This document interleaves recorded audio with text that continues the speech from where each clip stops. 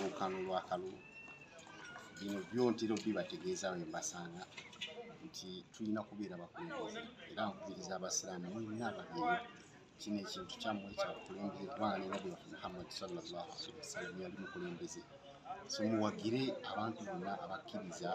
abalina ensonga ezigenda okubeera nga zitwala eddiini yaffe obusiraamu mu maaso tubeere nga tubasuusuwaza kubanga eddiini yaffe kyakulabirako kirungi kabonero kalungi nze ng'omubaka wa paalamenti bintu bingi byenkoledde community yaffe nze nkiikirira paalamenti yaffe mu paalamenti y'ensi yonna era bwe muwulira ng'okugeza ssente za Islamic banking ffe tugendere twogerere ensi yaffe ssente bwe zijja mu Ministry of Finance era nkubiriza Bannayuganda mugende mugulewo akawunti muwole ssente ezo kubanga zammwe tunabeera nga tetuzikozesezza tujja kuteekawo akaaganya ak'abantu abalala gye bazikozese bazigyeyo bagende bazikozese mu kulunda embizzi mu kutunda omwenge inna lillahi wa inna ilaihi rajiun so mbakubiriza tukozese opportunities zetulina tubeere nga tuzikozesa ng'abakulembeze kosi nze nva mu community eno eya Luweero katika mu South byenkoze omwali okugula ettaka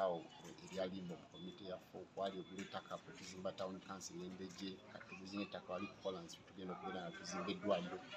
nze omu ku bakulembeze abagasa ettofaali ku community yaffe eno y'Ekombo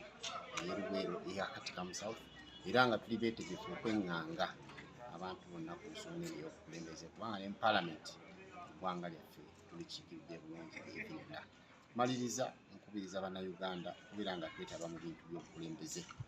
tunaabireka ebbali ne tusulayo gwa naggamba bannaffe abalala bajja kubyetabamu ate babikozesa okubeera nga batunyigiriza awo nno mbakubira omulanga mu bijjumbire tebabalimba kubanga politics yasalawo sukaali ogenda mugula ssente meka transport okuva e Bombo ogenda e Kampala n'abawa ssente meka tubeere nga ekintu ekyo tukyetabamu kubanga kitukakatako okubeera nga tukibeeramu kubanga kyekisalawo buli kimu ate nga bwe tubizigawo kitibwa Allah subhanahu wa ta'ala kubanga Allah subhanahu wa ta'ala ye